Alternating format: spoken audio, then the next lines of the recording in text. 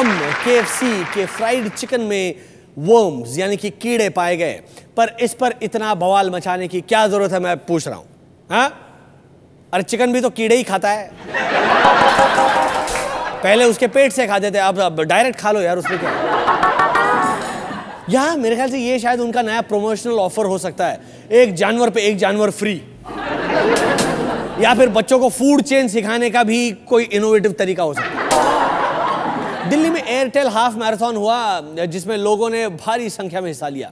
मेरे ख्याल से आधे से ज्यादा लोग तो बस इसी उम्मीद में गए होंगे कि चलो इसी बहाने एयरटेल कस्टमर सर्विस के दर्शन हो जाएंगे। पर मैराथन को स्पॉन्सर करना एयरटेल के लिए परफेक्ट ब्रांड फिट था। आफ्टर ऑल एयरटेल के कस्टमर्स को भागदौड़ करने की आदत तो पड़ ही चुकी है। जैसा कि एक दिन होना ही था, एक और बार किंगफिशर का स्टाफ फ्लैश स्ट्राइक पे चला गया। इस बार तो पैसेंजर्स घंटों प्लेन से उतर ही नहीं पाए, क्योंकि डी बोर्डिंग के लिए सीढ़ियां लगाने वाला जो होता है वो था ही नहीं।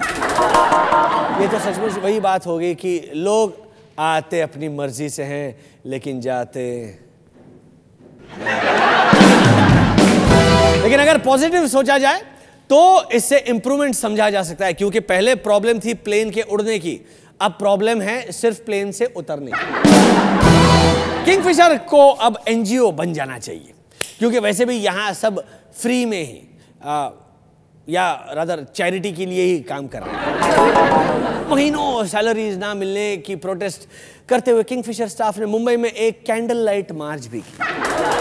ऐसा ही भी है, जब बत्ती लगती है तो इंसान मोमबत्ती ही जला सकता है।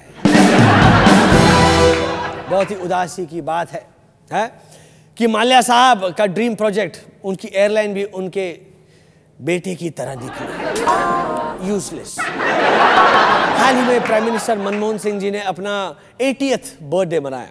जय हिंद की सारी टीम ने उन्हें हैप्पी बर्थडे विश किया, लेकिन ट्रीट नहीं मांगी, क्योंकि उनके बिल तो वैसे ही पास नहीं होते।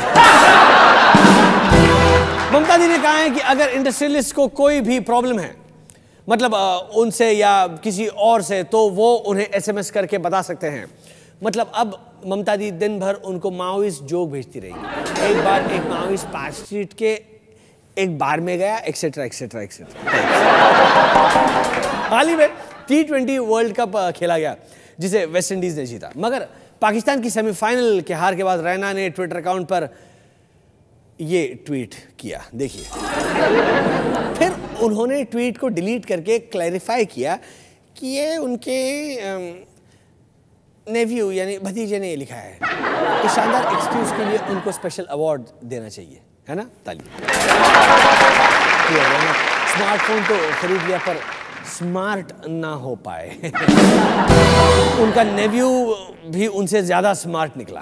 यहां मैच फिक्सिंग फिर से वापस आ गया है। इंडिया टीवी के स्टिंग ऑपरेशन के मुताबिक अंपायर्स पैसे लेकर मैच फिक्स करवाते हैं।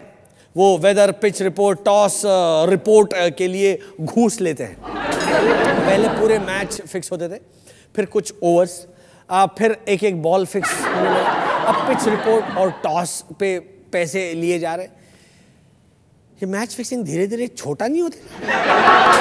मतलब कुछ सालों में प्लेयर्स ने कौन से रंग की चड्डी पहनी है इस पर भी सट्टा लगेगा। नहीं, कुछ प्लेयर्स के भी नाम आए हैं। स्टिंग के मुताबिक पाकिस्तान के नासिर जमशेद ने बांग्लादेश प्रीमियर लीग में मैच फिक्स किए थे। बांग्लादेश प्रीमियर लीग को कौन फिक्स करता है? ये चूतिया बुकी कौन है ये? मेरे ख्याल से टॉस उछलने के बाद कॉइन घर कौन ले जाएगा, यही बांग्लादेश प्रीमियर लीग की फिक्सिंग है। फिक्सिंग के न्यूज के आते ही अचानक एक दिन मोहम्मद अजहरुद्दीन टीवी पर दिखाई दिए, वो भी सलमान खुर्शीद के प्रेस कॉन्फ्रेंस में, जहां खुर्शीद केजरीवाल के बाउंसर्स डक कर रहे थे।